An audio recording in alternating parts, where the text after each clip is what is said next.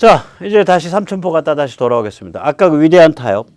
위대한 타협이, 그래서 제가 타협을 위대하다 그러는 거예요. 저게 이렇게 구역질 나는 그런 어떤 생명의 흐름이 크게 우회하는 건데, 그 우회할 때 뭔가 그 어떤 그거를 그 원칙 혹은 그 가치가 있는 지표가 있으면 괜찮은 거다, 그건. 이 위대한 타협을 배반을 한 거예요. 누가? YS가 배반했습니다. YS 역사 바로 세우기. 이게 전두환 노태우 구속재판했죠. 지금 아마 가물가물하실 거예요. 전두환 1심에서 사형, 2심에서 무기징역, 3심에서 2심 그대로 확정. 노태우 1심에서 징역 22년 6월, 2심에서 징역 17년 6월. YS가 역사 바로 세우기 전두환 노태우를 구속재판했어요. 아니, 저럴 것 같았으면 왜 87년에 87 그걸 했냐고. 합의를 했냐고. 개헌 합의를. 저건 계약 위반입니다. 약속 위반입니다. 저 때부터 망조가 들린 거예요.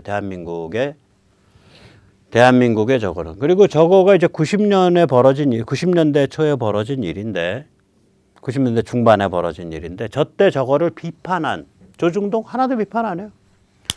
대통령의 YS라는 인물이 대통령 직함을 달고 폭도짓을 하고 계약을 위반하고 있는 건데, 위대한 타협을 배반한 건데, 이건 타협에 대한 배반이다. 87년 정신에 대한 배반이다라는 얘기를 대한민국의 언론이 한마디도 안 해요.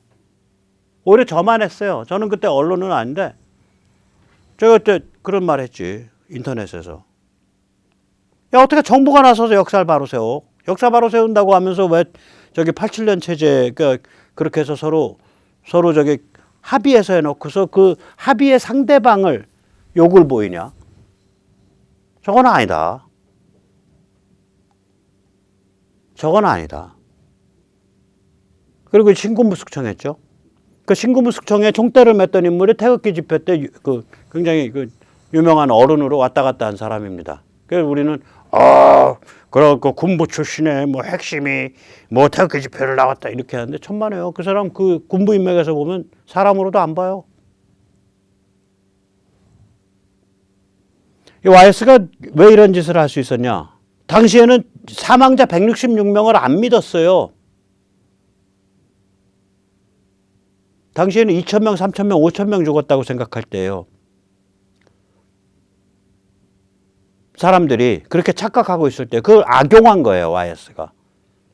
오히려 저거는요, 언제 저걸 인정을 해줬냐면 DJ 때 인정해줬어요. 땅 다 파고 온갖 소문 도는 땅 화순 가서 파고 나주 가서 파고 광주 어디 가서 파고 땅 전부 다 파헤친 본 다음에 아무데도 떼 죽임을 당한 사람들의 시체를 안 매장한 데를 못 발견했거든. 맞다, 이건 166명 맞다. 행불이 한 50몇 명 되고 행불까지 포함해서 200여 명밖에 안 된다고 저게. 2,000명에서 5,000명짜리가 200여 명으로 줄은 거예요. 그 DJ 공로예요. 그게 예를 들어서 MB 정부에서 했는데 그러면 또 속였다 그러겠죠. 근데 DJ 정부 때 그냥 땅 다 팠어요, 그때. 그때 포크레인 기사들 아마 전남 광주 지역의 포크레인 기사들 돈 좀 벌었을 겁니다. 엄청 팠어요, 여기저기. 그 땅 파기 추억에 취해가지고 문재인 정부 때도 한번 또 땅 판다고 소동 한번 벌였죠.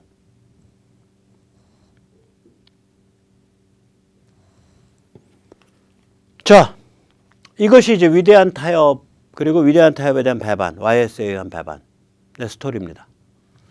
자, 그러면 다시 이제 원래 돌아가 보죠. 아까 우리가 얘기할 때 87년에 그게 일종의 통일전선이고 신군부 입장에 저항하는 저항 세력은 YSDJ 정당 세력하고 그 다음에 주사파와 그러니까 자생적 공산주의자 PD, 다시 말하면 막스 레닌주의, 그걸로 ML로 만들어진, 그걸로 이루어진 급진 청년학생 조직하고 청년학생 그룹하고 일반 자유민주주의를 지향하는 일반 시민하고 이 셋의 통일전선으로 저항 세력이 만들어져서 87년에 위대한 타협이 일어난 거다. 그리고 위대한 타협이라는 게 이게 정말 위대한 거다. 1688년 영국의 명예혁명 같은 거에 비교해서도 봐도 훨씬 더 순수하고 순정하다. 딱 심플하다. 이래서 이렇게 타협됐구나. 딱 보이는 거예요. 아까 명예혁명 보셨잖아요. 얼마나 베베 꼬여 있어요. 이렇게 보면은 제임스 2세가 더 진취적인 것 같이 보이고, 저렇게 보면 그래, 왕권을 귀족연합체가 좀 억제하는 게 장기적으로는 체제로 안정되지 라고 그렇게 봐야 제임스 2세가 저게 문제였구나. 베베 꼬여 있다고 이게. 그런데다 그럼 귀족연합체가 왕을 직접 무너뜨리냐? 아니야. 딸하고 사위를 불러들여서 아버지를 치게 한 거야. 아버지랑 장인을 치게 한 거예요. 그래놓고 그 제임스 2세 목을 안 잘랐기 때문에 무혈이고 명예스럽습니다라고 나중에 자기들이 이름을 그렇게 붙였어. 그 다음에 해. 1689년에. 그 다음부터 저렇게 부르는 거. 무혈 명예혁명이라고. 거기에 비하면 87년은 명확하잖아요. 야, 너희 군부 좀 물러나야겠어. 평화적 정권 이양해야겠어. 그래, 헌법부터 손보자. 오케이. 그러면은, 오케이. 대통령 중심제 가. 군부가, 오케이. 그 대통령 중심제 가. 그런데 대통령 중심제에서 대통령이 또, 너무 막강한 권한 휘둘르면 안 되겠지. 의회가 좀 견제하는 체제로 해서 만들자. 오케이. 그 다음에 8가지 정치범 석방, 언론 자유, 8가지의 군부가, 오케이. 우리 천천히 물러날게. 오케이. 얼마나 멋있어. 이 타협의 주체를 YS가 역사 바로 세우기 위해서 잡아 넣은 거예요. 계약 위반자입니다. 신의 성실 위반자예요. 제가 이제 다음 말하면 사자 명예훼손에 대해서 안 할게요. 저 같으면 쌍욕 나와요. 그 다음에는. 계약 위반, 신의 성실 위반이에요. 저거는. 저 위대한 타협을. 그래놓고 잡아 넣어갖고 또 잡혀 들어가기 반성하는 척 한다고, 반성이라는 걸 표현을, 미안하다는 표현을 해주려고, 죄스럽다는 표현을 해주려고 그 전에 또 백담자 가서 살았잖아. 그걸 끄집어내다가 재판정 세워갖고 저 짓을 한 거예요. 아주 모진 짓 한 거예요. 나쁜 짓. 대한민국 이른바 보수는요, 이른바 제도권 저런 짓 할 때 조중동 하나 나서서 그런 짓 하면 안 됩니다라고 말하질 않았어요. 박수 치면서 딱. 조중동이야말로 신군부 때 떼돈 벌어놓고. 왜냐? 그때 신문 몇 개 안 남기고 다 없애버렸거든. 떼돈 벌었죠, 그때. 개도 밥 주는 손은 안 무는데 조중동은 지 밥 준 손 무는데요, 거기는. 개만도 못한 행위죠. 그렇죠. 이 말이야 바른 소리지. 생이 양아치 같은 짓들이에요, 전부. 생이 양아치 같은 짓들이에요. 자, 그래서 아무튼 위대한 타협은 배반됐어요. 그렇게 해서. 근데 왜 우리 지금 뿌리를 보면 말도 안 되는 586 무슨 운동권들이 이렇게 막 세상을 다 휘어잡고 난리를 부려놨잖아. 이게 도대체 왜 그렇게 된 거야? 아까 저기부터 봐야 됩니다. 아까 제가 말할 때 신군부가 이런 공안 계산을 한 거예요. 80년대 말에. 주사파는 오히려 쉽게 해결된다. 앞으로. 왜냐? 동구소련 공산권이 붕괴하니까. 자생적 공산주의, PD 마르크스 레닌주의. 여기를 집중 단속해야 된다. 이렇게 본 거예요. 그런데 이 주사파는 유연해요. 북한 지령을 받고 움직이니까. 그래서 야, 정당 정치와 결합해. 정당 정치와 결합해 하니까 다 가서 DJ랑 결합을 했다고 저기가. 태반이. 그러니까 굉장히 파워를 갖게 된 거예요, 저기는. 자, 그 상태에서 글로벌리스트들이 등장을 해버린 거라. 아들 부시, 1989년부터. 아들 부시가 집권하고 제일 처음에 터진 세계적 사건이 뭐냐? 천안문 학살입니다. 10,000명. 천안문 학살에 대해서 아들 부시가 무슨 짓을 했냐? 천안문 학살 1989년 6월인데 1989년 12월에 NSA 국가안보보좌관 브렌트 스코우크래프트를 베이징에 보내서 저렇게 등소평가 화기애애한 회담을 시킵니다. 면죄부 딱 쏴준 거예요.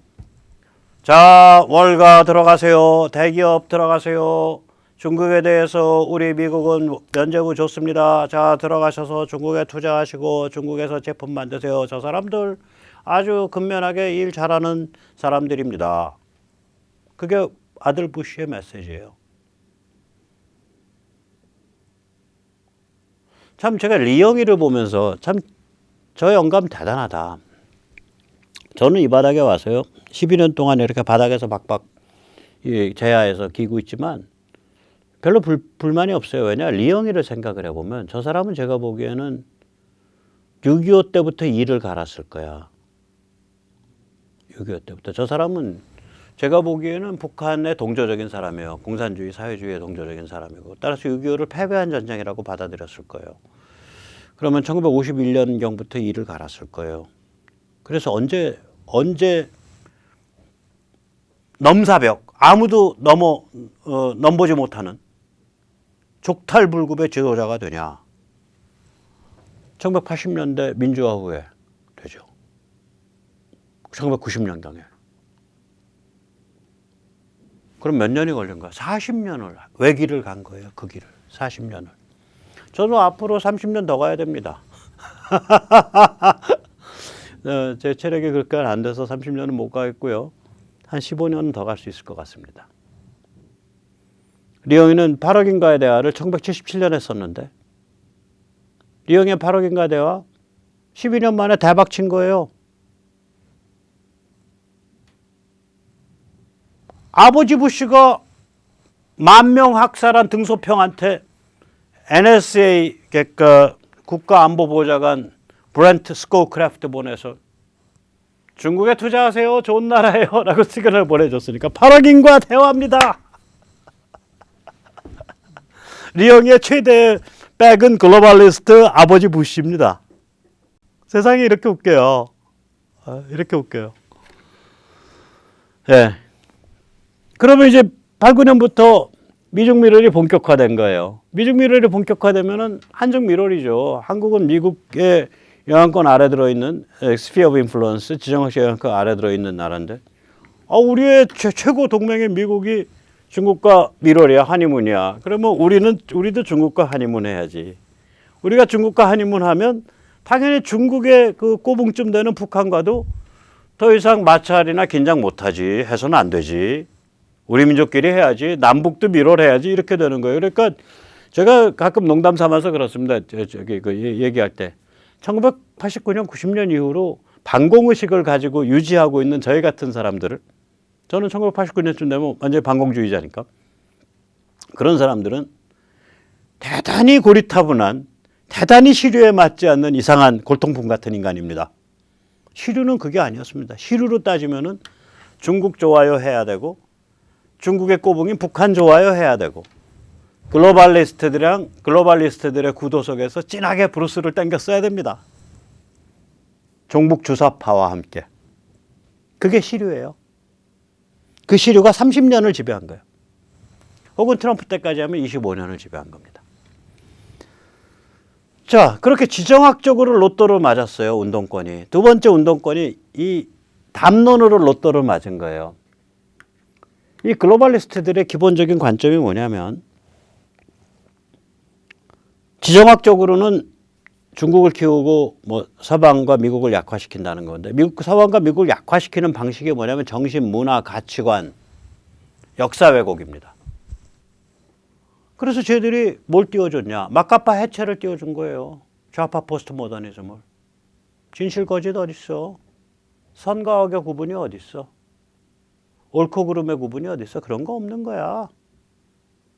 인생이라는 건 한순간 어떤 희열과 열정에 취해서 날뛰는 거.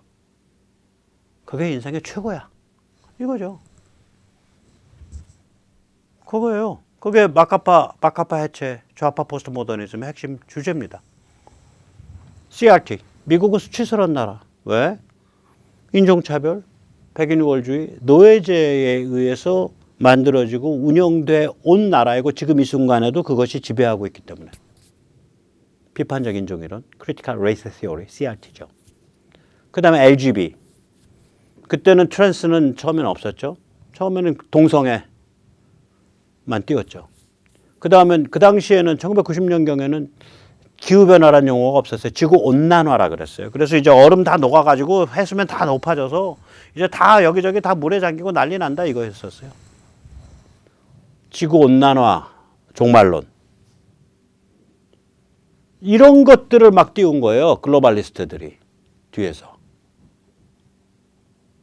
그래서 서방의 미국과 서유럽의 정신과 문화와 가치를 해체시키는 거예요. 좌파와 글로벌리스트가 결합한 거예요. 지금 미국에서 굉장히 중요한 책에 나와 있습니다. 시민의 죽음. 시민이 죽어가고 있다. The Dying of Citizens인가 뭐 그런데 그게 뭐냐면 이 글로벌리스트 엘리트들이 어떻게 좌파와 결합해서 공화국의 기초를 무너뜨려 왔는가를 아주 그 석학 역사학자가 정리한 책이에요. 이제 백모가 얘기하는 거랑 거의 같은 얘기더라고요. 백모가 뭐 비슷한 식이죠. 그래서 그 책을 안 읽어봤는데 지금 신간이거든요. 그래서 킨들로 전자책으로 구해서 읽어보려고 합니다. 거의 제가 보는 관점이랑 같을 거예요. 그러니까 다 밝혀졌다는 얘기예요. 이젠. 그 쟤들 죽는 거예요. 악마는요. 정체가 드러나면 죽는 겁니다. 정체가 감춰져 있어야 악마가 힘을 쓰죠. 자, 저러한 글로벌리스트 좌파 이데올로기 중에 한국의 운동권과 딱 맞는 게 있었어요. 저게 뭐냐면 하나가 마카파 해체가 맞고요. 그래서 제가 말씀드렸지만 90년에서 95년 사이에 제목 혹은 부제에 포스트 모더니즘이라는 것이 들어간 책이 한국에서 약 1,500권이 출간됩니다. 무시무시하게 출간되는 거예요. 매일 한 권씩 나왔다는 얘기예요. 그 다음에 한국식 CRT. 친일파가 미제와 손을 잡고 만들고 다스려 온 나라입니다. 일종의 한국식 CRT죠. 백인 우월주의와 인종차별주의와 노예제가 만들고 운영해온 나라입니다. 똑같은 거 아니에요. 구조가 똑같아. 구조가. 저 두 개가 딱 이 좌파 그 운동권의 입맛에 맞은 거예요. 그래서 그 좌파 운동권이 저걸로 딱 자기를 무장하니까 세계 최강의 수준이 되는 거예요. 세계 최강의 운동권이 되는 거죠. 즉 좌파 운동권의 입장에서 보면 친중 좌파 운동권이죠. 친중 친북 좌파 운동권. 두 가지 축복을 받은 거예요. 직접적 축복은 저 이론입니다. 저 이론 축복이 보통 축복 아니에요. NYT 신문에 매일 나, CNN 매일 나. 그 행간에 그 코드가 다 박혀있는 워싱턴 포스트 매일 나. 사서 보는 영어 원서에 매일 나. 유학해서 가는 대학 교수가 매일 나. 심지어는 이제 신학을 배워보겠다고 신학대학을 유학을 갔는데 그 동성혼에 대해서 목사가 줄에 서야 되냐 말아야 되냐 이 얘기가 나와서 그 줄에 서면 안 됩니다 하니까 교수가 이렇게 보면서 너 아직도 왜 이렇게 촌스러운 소리 하냐? 너 아직도 왜 이렇게 촌스러운 소리 하냐?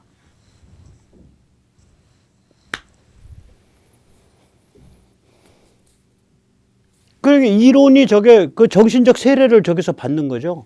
그게 직접적 축복이죠. 글로벌리스트의 정신적 세례. 그 다음에 글로벌리스트의 간접 축복. 저거는 글로벌리스트의 지정학적 세례. 미중 밀월. 거기에 의한 한중 밀월. 그거에 의한 남북 밀월. 그래서 운동권이 딱 장악을 하게 된 거예요. 그리고 우리가 거기에 효과적으로 대응을 못한 거예요. 저 정신게임이거든요. 지정학이 그렇게 잡혀져 있으면 정신게임으로 풀어야 될 거 아니에요. 정신게임을 우리가 안 했으니까 정신에서도 밀리고 지정학에서도 밀리고 세상은 다 지들게 돼버렸지. 만약에 이 나라의 뿌리가 우남이승만과 박정희가 아니었으면 넘어가도 100번도 더 넘어갔습니다. X86 운동권 천하가 그렇게 해서 온 겁니다. 자, 그래서 지금 남아있는 건 뭐냐면 우리가 이제 이거 하면 저는 오히려 현실 정치에서는 이길 수 있다고 보는데 현실 정치라 그럴까 지정학적 환경은 쉽게 가요. 근데 마지막 최종은 결국 정신의 전쟁이에요. 정신이 오염돼 있고 문화가 오염돼 있거든요. 쟤들이 아까 보셨잖아요. 글로벌리스트 애들이 정신, 문화, 가치, 역사 해석을 오염시켰다고요. 그게 고스란히 우리한테 그대로 더 강화돼서 심겨져 있다고 다른 버전으로. 그러니까 정신의 게임이에요. 정신의 전쟁이에요. 그래서 어떻게 보면 이게 이길 수 없는 싸움 같이 보이지만 자세히 들여다보면 이길 수밖에 없는 싸움입니다. 6가지입니다. 우선 첫째, 미중 밀월 끝났습니다. 앞으로 미중 대립 장기화됩니다. 중국 장기 침체 옵니다. 그게 첫 번째 이유. 즉 다시 말하자면 좌파에 대한 글로벌리스트 축복, 지정학적 축복이 없어진 거예요. 그 다음에 두 번째, 북한이 급변합니다.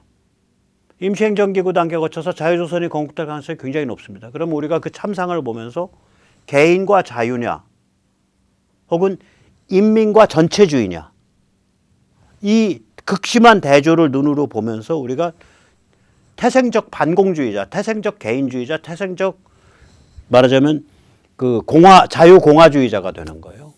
저 두 번째가 있고요. 세 번째가 뭐냐?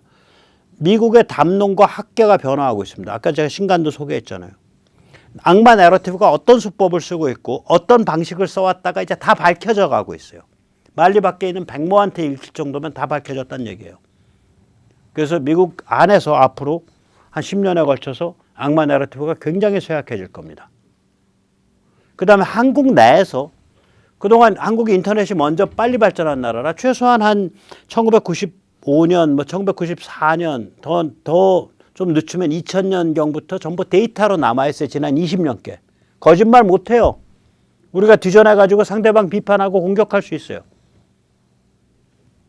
우리가 숙청을 위한 비판 작업을 할 수 있어요. 뚜렷한 증거가 남아있어요. 네 번째입니다. 다섯 번째 이겁니다. 개인 관점, 개인 소통의 절대평등 미디어입니다. 이거 하나가 조선일보 윤전기 집채만한 것만 하는 파워를 갖고 있습니다. 이거 하나를 두들기는 저의 손가락이 조선일보 편집국에 있는 모든 키보드만큼 파워풀합니다. 잠재적으로. 다시 말하면 저의 존재 하나가 조중동 합친 것만한 파워를 가질 수 있습니다. 절대평등 미디어입니다. 인류 역사상 인간이 이 같은 미디어 파워에 있어서의 절대적 평등에 도달한 적이 없습니다.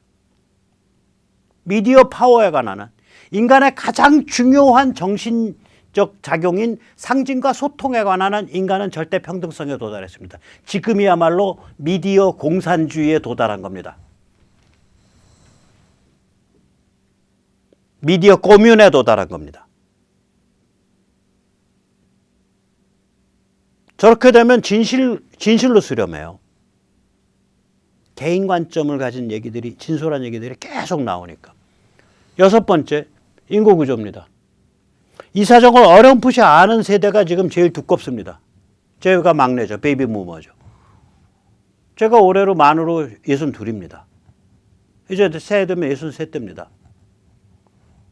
그러면 제 기준으로 앞으로 20년은 뭔가 돈도 쓰고 또 글도 쓸 수 있어요. 그럼 베이비 부머의 제일 위로 가면 저보다 6살 위에요. 그럼 그분들은 15년 할 수 있어요. 근데 그분들 건강 좋으면 그분들도 20년이야. 앞으로 15년에서 20년 동안 이 베이비 부머 세대들이 계속해서 이 좋은 그 축복을 해줄 수 있어요. 저는 솔직히 말씀드릴게요. 요번에요. 만약에 윤석열이 이재명이 이긴다 그러면 베이비 부머의 축복이에요. 이거는. 윤석열은 베이비 부머 바로 아래거나 바로 베이비 부머 막차 탈동말동한 세대 60년생일 거라고요. 79학번이면 79학번들이 60년생이거든요. 그리고 고교 평준화 세대고. 저 세대에 파워가 있어요. 베이비 부머 세대에서는 지금 대통령이 안 나왔죠. 윤석열은 베이비 부머라 하기도 그렇고 안 하기도 그래요. 79학번이니까. 7, 8까지가. 우리 세대는 대통령 할 필요도 없어요.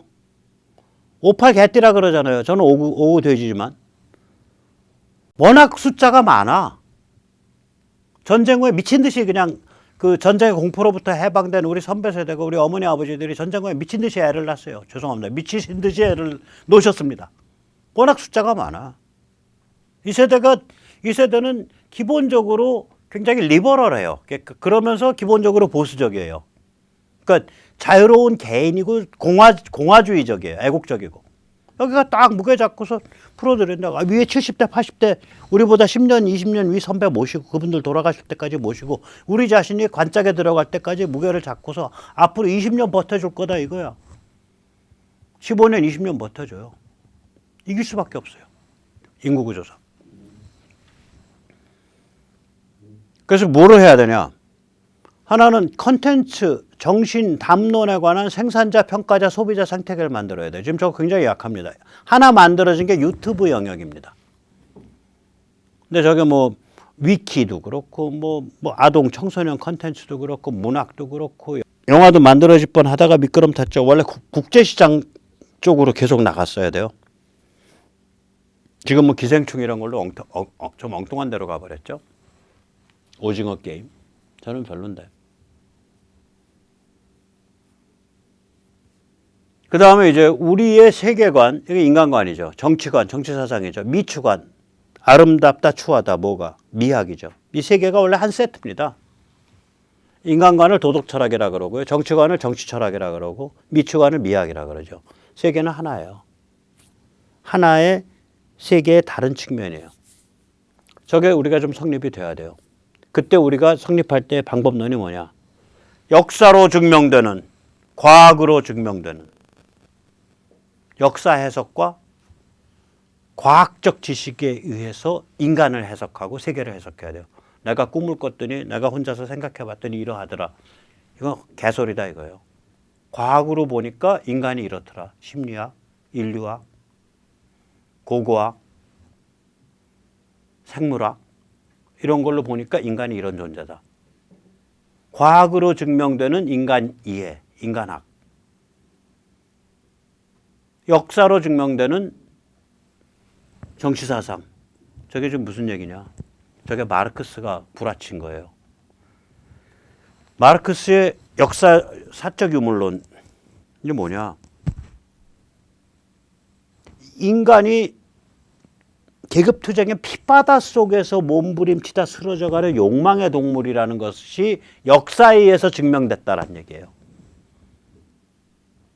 인간이 계급투쟁의 피바다 속에서 몸부림치다 쓰러져가는 욕망의 동물. 이게 마르크스식 유물론이에요. 머티리얼리즘이에요. 근데 앞에 히스토리칼이 붙잖아요. 히스토리칼 머티리얼리즘이거든요. 그 역사적, 사적, 역사적이라는 뜻이 뭐냐? 역사에 의해서 증명된 그 소리예요. 그 마르크스 맨날 역사에서 꼬아가지고 인간의 모습은 이렇습니다. 인간의 모습은 이렇습니다. 인간의 모습은 이렇습니다. 하고 계속해서 그 노가리 풀었죠. 마르크스의 공산주의 뭐예요? 과학적 공산주의 아니에요. 사이언티픽 커뮤니즘이 아니에요. 나의 공산주의는 머릿속에서 생각해낸 게 아니라 자본주의가 발전해서 필연적으로 프롤레타리아트 혁명을 거쳐서 공산사회로 갈 수밖에 없다는 과학적 필연성에 의한 공산주의야. 과학으로 증명된. 과학으로 증명된 게 뭘 증명돼? 다 개구라였지. 우리야말로 과학으로 증명된 사고방식. 우리야말로 역사의 해석에 바탕한 사고방식을 가져야 돼요. 거기까지 도달해 가야 됩니다. 근데 다행히 꼭 우리만 혼자만 가는 게 아니라 이미 선진국에서 많이 그렇게 가고 있어요. 예를 들어서 조나단 피터슨 같은 사람. 저런 방법론이에요. 또 많은 사람들이 저런 방법론을 써요. 지금. 그래서 이제 그 길을 우리가 같이 가면 되는 거죠. 자, 그래서 마지막으로 결국 실천 영역에 가면 정정당당 국민의힘 평당원 네트워크입니다. 그래서 우리 자유공화파가 지금 윤석열 후보가 뭐 국힘을 엄청난 섞어찌개판, 초거대 섞어찌개판 만들고 있고, 그리고 뭐 박근혜 대통령께서 나오셨기 때문에 저 초거대 섞어찌개판이 이제 더 커질 수가 있어요. 그 스펙트럼이. 그럼 우리 자유공화 시민들이 국힘에 들어가서 주인이 돼야 돼요. 그래서 그 뼈대를 세워야 돼요. 그래서 www.jjd.kr 그리고 이 정정당당 평당원 네트워크는 이 선거 참관 감시운동 무결선거 네트워크 및 교육감 후보 단일화운동 마이초이스와 함께 합니다.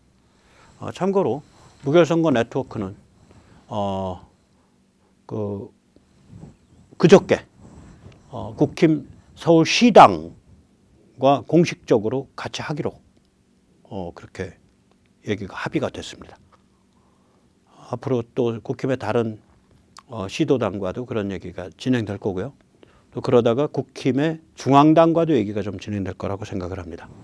또한 이 교육감 후보 단일화운동 마이초이스죠. 마이초이스가 한국교육포럼이 운영하고 있는 데인데요. 이 교육감 후보 단일화운동 단체가 한국교육포럼 말고 한 2개쯤이 더 있어요.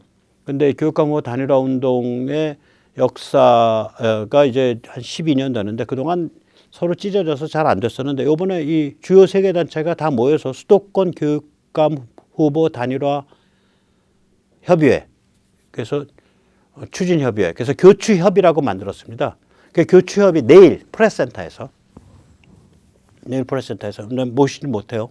요새 제한이 오나 이 서울 지역에 흔히 교육감 후보로 말씀드리는 빅3 박선영, 조영달, 조전혁 그 다음에 또 다른 그 분 2분 그래서 다섯 분을 다 모시고서 이 세 단체 그러니까 세 단체가 해서 힘을 합친 교추협이 내일 오후 2시 반부터 그러니까 간담회를 하고요. 그거를 그러니까 서울시 교육 전문가에게 듣는다. 지금 뭐 교육감 후보라고는 얘기 안 하고요. 못 하죠. 정해지지 않았으니까. 그리고 그 사회를 고성국 TV에 고성국 박사님이 봐주시기로 했습니다. 아마 내일 오후 2시 반이니까 한 3시경부터 그 간담회가 고성국 TV에서 생방으로 중계될 겁니다. 저희는 그 생방 송출 이런 게 좀 약해서 저희는 안 하려고 합니다. 자, 오늘 여기까지 모시겠습니다. 감사합니다.